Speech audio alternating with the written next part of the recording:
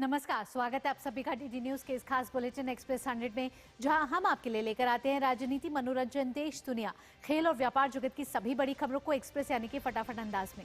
मैं हूं आपके साथ भावना नहीं है, तो देखिए खबरें तेज रफ्तार से। प्रधानमंत्री नरेंद्र मोदी के गुजरात दौरे का आज दूसरा दिन है। प्रधानमंत्री अहमदाबाद के हंसलपुर स्थित सुजुकी मोटर प्लांट में 2 ऐतिहासिक विकास कार्यों का उद्घाटन करेंगे। प्रधानमंत्री गुजरात स्थित टीडीएस लिथियम आयन बैटरी संयंत्र में हाइब्रिड बैटरी इलेक्ट्रोड के स्थानीय उत्पादन की शुरुआत के साथ भारत के बैटरी इकोसिस्टम के अगले चरण का भी उद्घाटन करेंगे। मेक इन इंडिया की सफलता के एक प्रमुख उदाहरण के रूप में प्रधानमंत्री सुजुकी के पहले वैश्विक रणनीतिक बैटरी इलेक्ट्रिक वाहन BEV ई विटारा का उद्घाटन करेंगे और हरी झंडी दिखाएंगे। मारुति सुजुकी के कॉर्पोरेट SCO राहुल भारती ने कहा है कि ये पहल मेक इन इंडिया और आत्मनिर्भर भारत के लक्ष्य को मजबूती देगी और भारत, यूरोप और जापान सहित 100 से ज्यादा देशों को नई ई-वाहन निर्यात करेगा। पीएम ने कल अपने संबोधन में कहा कि सरकार छोटे उद्यमियों, किसानों, पशुपालकों का कभी अहित नहीं होने देगी। प्रधानमंत्री ने मजबूत लहजे में कहा कि दबाव कितना ही क्यों ना आए, हमें झेलने की अपनी ताकत बढ़ाते जाएंगे। आत्मनिर्भरता को विकसित भारत का आधार बताते हुए पीएम ने कांग्रेस पर बापू के स्वदेशी के संदेश को कुचलने का आरोप लगाया। पीएम ने देशवासियों से देश में बने उत्पाद अपनाने की अपील की। भारतीय नौसेना की ताकत और बढ़ने वाली है। 2 अग्रिम पंक्ति के युद्धपोत उदयगिरी और हिमगिरी आज विशाखापत्तनम में एक साथ नौसेना में शामिल होंगे। इस समारोह की अध्यक्षता रक्षा मंत्री राजनाथ सिंह करेंगे। ये युद्धपोत प्रोजेक्ट 17A के स्टेल्थ फ्रिगेट्स का हिस्सा है। ये उपलब्धि रक्षा क्षेत्र में मेक इन इंडिया और आत्मनिर्भर भारत पहल की सफलता को दर्शाती है। केंद्रीय रक्षा मंत्री राजनाथ सिंह ने कहा, पहलगाम में आतंकियों ने धर्म पूछकर मारा, हमने उनका कर्म देखकर मारा। भारत पहला वाला भारत नहीं रहा है। भारत को अगर कोई छेड़ेगा तो भारत किसी को छोड़ेगा नहीं। भारतीय वायुसेना का प्रतिष्ठित MiG-21 लड़ाकू विमान अगले महीने रिटायर होगा। विदाई समारोह चंडीगढ़ एयरबेस पर आयोजित की जाएगी, जहां पैंथर्स के नाम से प्रसिद्ध 23वीं स्क्वाड्रन इस जेट को अंतिम विदाई देगी। MiG-21 की औपचारिक विदाई से पहले air chief marshal Amarpreet Singh ने राजस्थान के नाल एयरबेस से इस ऐतिहासिक विमान में उड़ान भरकर उसे सशस्त्र बलों की ओर से सलामी दी। दिल्ली की आम आदमी पार्टी के नेता सौरभ भारद्वाज के घर ईडी की छापेमारी जारी है। जानकारी के मुताबिक सौरभ भारद्वाज पर यह एक्शन हॉस्पिटल कंस्ट्रक्शन घोटाले मामले में लिया गया है। आरएसएस के प्रचार प्रमुख सुनील अंबेकर ने बताया कि सरसंघचालक मोहन भागवत 100 वर्ष की संघ यात्रा नए क्षितिज विषय पर संवाद करेंगे। इस संवाद कार्यक्रम में समाज के विभिन्न क्षेत्रों में काम करने वाले सम्मानित लोगों को आमंत्रित किया गया है। केंद्रीय संसदीय मंत्री किरण रिजिजू आज करगिल की सुरु घाटी में सुरु ग्रीष्मकालीन महोत्सव 2025 में मुख्य अतिथि के तौर पर शामिल होंगे। सुप्रीम कोर्ट ने रिलायंस फाउंडेशन द्वारा गुजरात के जामनगर में संचालित वनतारा के कार्यकलापों की जांच के लिए एक विशेष जांच दल गठित की है। सुप्रीम कोर्ट के पूर्व जज जस्टिस जे चिलमेश्वर की अगुवाई में गठित SIT वनतारा के कार्यकलापों की जांच के अलावा भारत और विदेशों से जानवरों और अन्य प्रासंगिक कानूनों के प्रावधानों का समुचित पालन हुआ है या नहीं, इसकी जांच करने के लिए कहा गया है।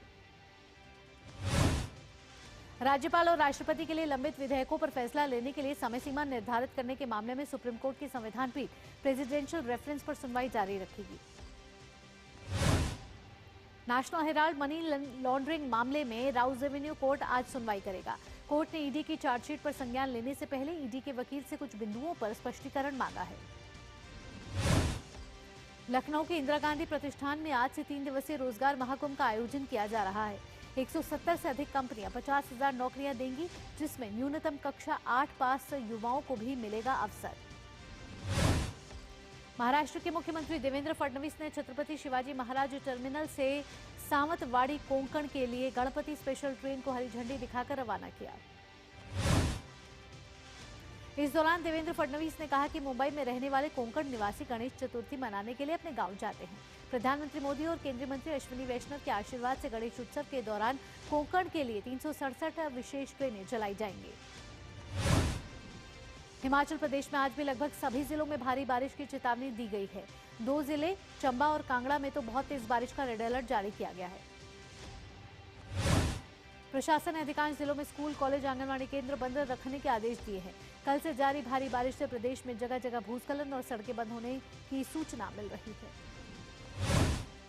भारी बारिश के कारण ब्यास नदी का जलस्तर लगातार बढ़ गया है। नदी के किनारे रहने वाले लोगों को सुरक्षित स्थानों पर पहुंचाया गया है।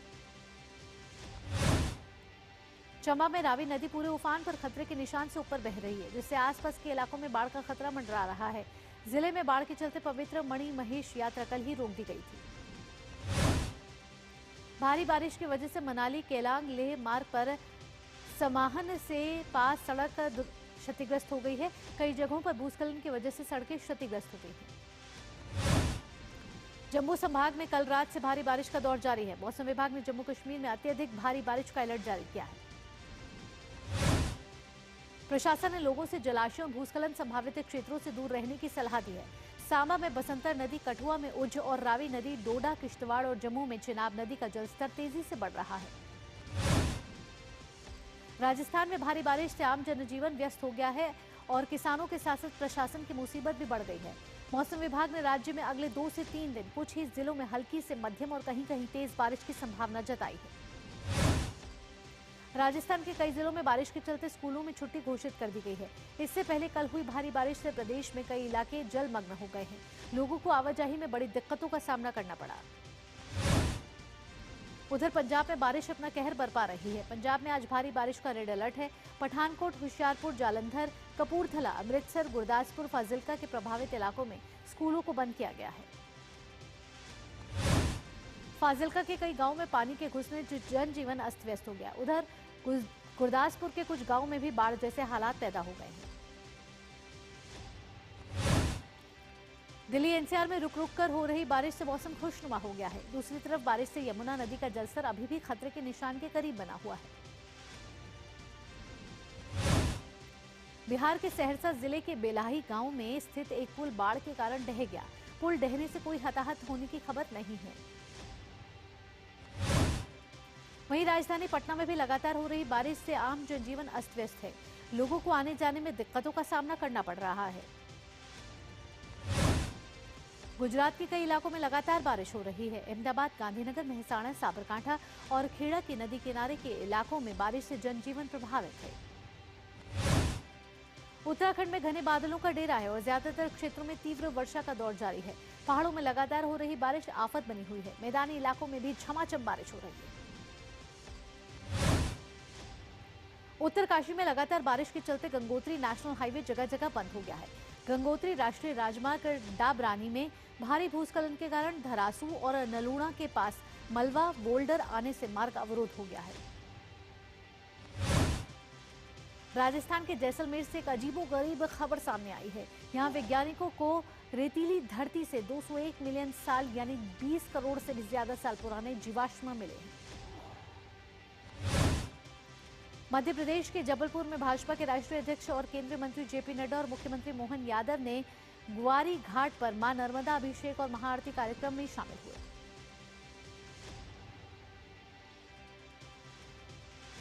रुक रहे हैं एक छोटे से ब्रेक के लिए। ब्रेक के बाद भी रफ्तार भरी खबरों के सिलसिले को जारी रखेंगे। रिटायरमेंट के बाद लाल स्पोर्ट्स कार लूं या वर्ल्ड टूर? तू खाली पुलाव बना, मैं ऑर्डर करूं। पुलाव नहीं, प्लान।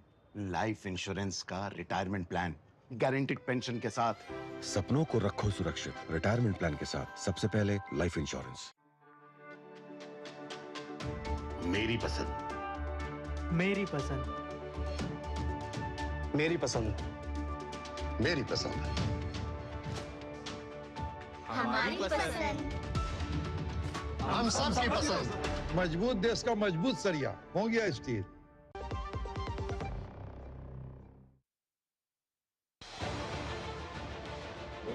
उत्तर से दक्षिण तक, पूर्व से पश्चिम तक, देश हो या दुनिया की खबर है तो पड़ताल जरूरी है। देखिए हमारे साथ मेरे पीछे भारत की सबसे एजेंडा भारत का रहा है और किस तरह से एक नई शुरुआत इस वक्त टीडी न्यूज पर। झूठ से भी खतरनाक होता है अधूरा सच, और वैसे ही खतरनाक होती है अधूरी खबर, क्योंकि हर खबर के साथ जुड़ा होता है उसका इतिहास, वर्तमान और भविष्य। देखिए हर बड़ी खबर जिसमें होगा तथ्य, तर्क और सबूत। देखिए पूरा सच प्रखर श्रीवास्तव के साथ सोमवार से शुक्रवार शाम 7:30 बजे सिर्फ डीडी न्यूज पर।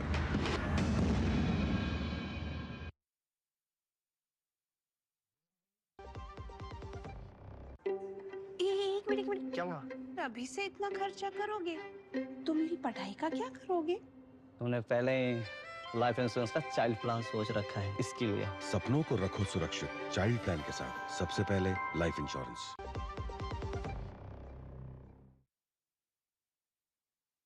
जिंदगी एक गणित है और भविष्य एक कैलकुलेशन।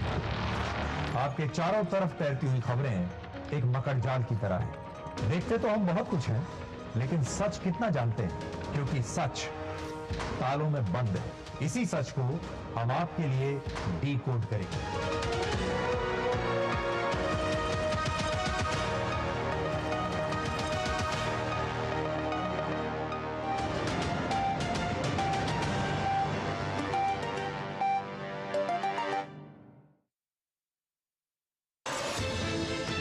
हर पल बदल रही है, लेकर अफ्रीका, अमेरिका से लेकर एशिया, दुनिया के हर कोने से बड़ी खबरें, हर मुद्दे की गहराई से पड़ताल, लेटेस्ट अपडेट और सटीक विश्लेषण। देखिए अंतर्राष्ट्रीय खबरों का भरोसेमंद कार्यक्रम खबर दुनिया की, सोमवार से शुक्रवार शाम 7 बजे डीडी न्यूज पर। ब्रेक के बाद आपका स्वागत है। आप देख रहे हैं एक्सप्रेस 100। रफ्तार भरी खबरों के सिलसिले को बढ़ाते आगे। पाकिस्तान में जन्मे ब्रैंडन वैलेंटाइन क्रेस्टो का भारतीय नागरिकता पाने का 19 साल का इंतजार उस वक्त खत्म हो गया जब गोवा के मुख्यमंत्री प्रमोद सावंत ने उन्हें राष्ट्रीयता प्रमाण पत्र सौंपा। इसके साथ ही वे नागरिकता अधिनियम के तहत ये दर्जा पाने वाले राज्य के तीसरे व्यक्ति बन गए। मध्य प्रदेश के ग्वालियर शहर में रंगियाना मोहल्ला में एक बड़ा हादसा हो गया। पुराने मकान के पुनर्निर्माण के दौरान छत भरा कर गिरने से एक ही परिवार के 2 सदस्य और निर्माण कार्य में जुटा एक मिस्त्री मलबे में ही दब गया। ग्वालियर जिला कलेक्टर रुचिका चौहान ने बताया कि हादसे में पिता पुत्री गंभीर रूप से घायल हुए हैं, जबकि मिस्त्री के इलाज के दौरान मौत हो गई है। तमिलनाडु के तिरुचिरापल्ली में 26वें करगिल विजय दिवस विशेष आउटरीच कार्यक्रम के तहत भारतीय सेना की एक टीम ने करगिल युद्ध के दौरान अपने प्राणों की आहुति देने वाले युद्ध नायक मेजर एम सर्वनन के परिवार के सदस्यों से मुलाकात की। विदेशी फंडिंग से धर्मांतरण कराने की साजिश में ईडी ने बड़ी कार्रवाई की है। उत्तर प्रदेश के बलरामपुर जिले में ईडी ने 13 करोड़ से अधिक की संपत्तियां अटैच की। केंद्रीय मंत्री शिवराज सिंह चौहान ने राष्ट्र निर्माण में संस्कृति, शिक्षा और आध्यात्मिक मूल्यों की महत्वता पर प्रकाश डाला। कल गायत्री चेतना केंद्र नोएडा के स्थापना दिवस समारोह में हुए थे शामिल। केंद्रीय मंत्री गजेंद्र सिंह शेखावत ने समारोह में समाज को राष्ट्रीय मजबूती के लिए सामूहिक जागरण की आवश्यकता पर जोर दिया गया। समारोह में नशा मुक्त भारत, आदर्श ग्राम और सशक्त भारत का संकल्प लिया गया। देश में आज हरतालिका तीज का त्योहार धूमधाम से मनाया जा रहा है। हरतालिका तीज के अवसर पर अयोध्या में सरयू नदी के विभिन्न घाटों पर श्रद्धालुओं की भारी भीड़ उमड़ी। लोगों ने सरयू नदी में पवित्र स्नान किया। मध्य प्रदेश के उज्जैन में स्थित श्री महाकालेश्वर ज्योतिर्लिंग मंदिर में भक्तों की भीड़ उमड़ी। इस दौरान भक्तों का उत्साह चरम पर था। वाराणसी में गणेश चतुर्थी 2025 की तैयारियां जोरों पर है। मूर्तिकारों ने गणेश प्रतिमाओं को अंतिम रूप देना शुरू कर दिया है। वहीं मूर्तियों पर रंग रोगन से लेकर आकर्षक परिधान चढ़ाने का काम भी तेजी से चल रहा है।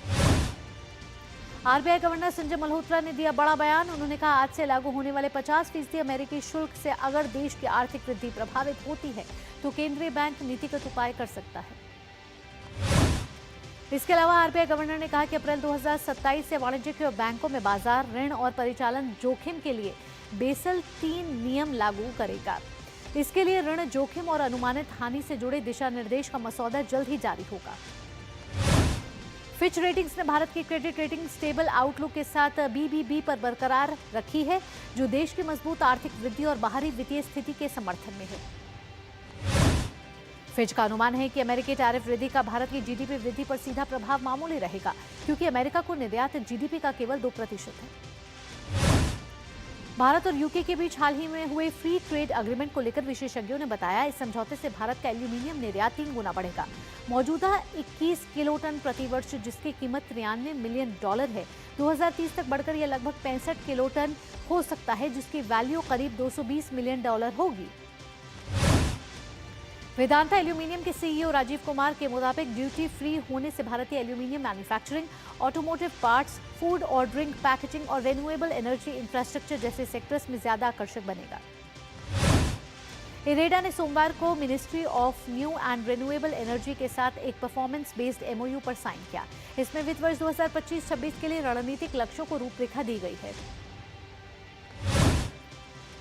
समझौता ज्ञापन के तहत भारत सरकार ने वित्त वर्ष 2025-26 के लिए 8,200 करोड़ रुपए की परिचालन आय का लक्ष्य तय किया है। इरेडा ने वित्त वर्ष 2024-25 में 6,743.32 करोड़ रुपए की परिचालन आय दर्ज की थी, जो उसके तय लक्ष्य से 5,957 करोड़ रुपए से अधिक है।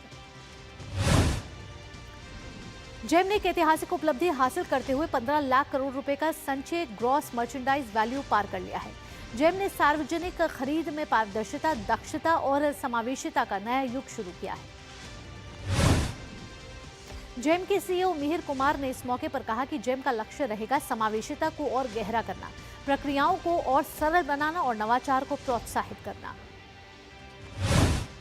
कपास किसानों के लिए भारतीय कपास निगम राहत भरी खबर लेकर आया है। अब किसान एमएसपी पर अपना कपास बेच सकते हैं। इसके लिए भारतीय कपास निगम ने एक मोबाइल ऐप लॉन्च किया है। ऐप के जरिए किसान कपास मौसम 2025-26 के लिए एमएसपी योजना के अंतर्गत पंजीकरण कर अपना कपास विक्रय कर सकेंगे। कपास बेचने के लिए किसानों का पंजीकरण 1 सितंबर से शुरू होगा और 30 सितंबर तक जारी रहेगा। पीएफआरडीए ने दिल्ली में अटल पेंशन योजना के वार्षिक सम्मान समारोह का आयोजन किया। 8.11 करोड़ से अधिक का नामांकनों के साथ अटल पेंशन योजना ने सफलता का 1 दशक पूरा किया। वैश्विक प्रौद्योगिकी और डिजिटल प्रतिभा समाधान प्रदाता एनएलबी सर्विसेज ने सोमवार को ग्लोबल कैपेबिलिटी सेंटर खंड में प्रवेश की घोषणा की और अगले 5 वर्षों में कंपनी ने $200 मिलियन के राजस्व का लक्ष्य रखा है। एक रिपोर्ट के अनुसार भारत में कंज्यूमर सेगमेंट में पीसी की मांग ऑनलाइन और ऑफलाइन दोनों माध्यमों से मजबूत हुई है। इस वर्ष जनवरी-जून की अवधि में पीसी मार्केट में सालाना आधार पर 68 लाख यूनिट की बिक्री हुई है। घरेलू संस्थागत निवेशकों ने पिछले 12 महीनों में सेकेंडरी मार्केट में $80 अरब का निवेश कर नया रिकॉर्ड बनाया है। ये राशि विदेशी पोर्टफोलियो निवेशकों की $40 अरब की बिकवाली से दोगुनी है। भारत और जापान ने मंत्री स्तरीय वार्ता में ऊर्जा क्षेत्र में जैव ईंधन, हरित रसायन, कार्बन कैप्चर और आधुनिक प्रौद्योगिकी के क्षेत्र में सहयोग बढ़ाने पर सहमति व्यक्त की है। बिजली मंत्रालय के एक बयान में कहा गया है कि दोनों देश जापान भारत स्वच्छ ऊर्जा साझेदारी के तहत ऊर्जा क्षेत्र में अपनी साझेदारी को प्रगाढ़ बना रहे हैं। यूपी इंटरनेशनल ट्रेड शो के तीसरे संस्करण की तैयारी जोरों पर 25 से 29 सितंबर को होगा आयोजित। इसमें व्यापार के साथ साथ राज्य सरकार की योजनाएं, कृषि, डेयरी, टेक्सटाइल, ऑटो, शिक्षा और संस्कृति प्रदर्शित होंगी। यूक्रेन के राष्ट्रपति वोलोदिमीर ज़ेलेंस्की ने यूक्रेन के स्वतंत्रता दिवस पर शुभकामनाओं के लिए प्रधानमंत्री मोदी को धन्यवाद दिया। ज़ेलेंस्की ने एक्स पर पोस्ट कर शांति और संवाद के प्रति भारत के समर्पण की सराहना की। ज़ेलेंस्की ने कहा कि अब जब पूरी दुनिया इस भयानक युद्ध को गरिमा और स्थायी शांति के साथ समाप्त करने का प्रयास कर रही है। फ्रांस के रोस्पोडेन शहर में हेलीकॉप्टर क्रैश की घटना देखने को मिली है। आग बुझाने वाला एक हेलीकॉप्टर चक्कर घिनी की तरह नाच गया और सीधे झील में गिर गया। यह हेलीकॉप्टर 27 बार पानी गिराकर 10 हेक्टेयर जमीन बचा चुका था। स्थानीय प्रशासन के अनुसार हालांकि हेलीकॉप्टर के पायलट एक अधिकारी इसमें हादसे के वक्त मौजूद थे। दोनों को अस्पताल ले जाया गया, जहां इलाज जारी है। श्रीलंका के पूर्व राष्ट्रपति रानिल विक्रमसिंघे को आज अदालत में पेश किया जा सकता है। इस पेशी के बाद यह तय किया जाएगा कि उनकी रिमांड हिरासत अवधि बढ़ाई जाए या उन्हें जमानत दी जाए। रानिल विक्रमसिंघे स्वास्थ्य कारणों के चलते फिलहाल अस्पताल में भर्ती है। अस्पताल की ओर से मिली सूचना के मुताबिक रानिल विक्रमसिंघे की स्वास्थ्य स्थिति अब स्थिर है। उन्हें डॉक्टरों की कड़ी निगरानी में रखा गया है। अमेरिका के राष्ट्रपति डोनाल्ड ट्रंप ने पुतिन और ज़ेलेंस्की से मुलाकात करने की अपील की है। ट्रंप ने कहा है कि यह मुलाकात दोनों नेताओं पर निर्भर करती है और दोनों नेताओं ने ट्रंप की उपस्थिति में इसमें रुचि व्यक्त की है। ट्रंप प्रेस वार्ता के दौरान रूसी राष्ट्रपति व्लादिमीर पुतिन के साथ अपनी हालिया मुलाकात को लेकर सवालों का जवाब दे रहे थे। एक सवाल के जवाब में ट्रंप ने स्पष्ट किया कि पुतिन ज़ेलेंस्की से व्यक्तिगत रूप से मिलने के पक्ष में नहीं है।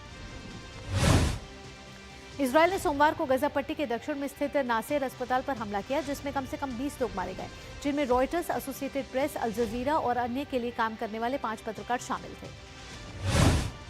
इस पर इसराइल के प्रधानमंत्री बेंजामिन नेतन्याहू के कार्यालय की ओर से बयान आया है कि इसराइल को इस दुखद दुर्घटना पर गहरा खेद है। उन्होंने कहा कि इसराइल पत्रकारों और चिकित्सा कर्मचारियों को काम के महत्व को महत्व देता है और इसराइल का युद्ध हमास के साथ है।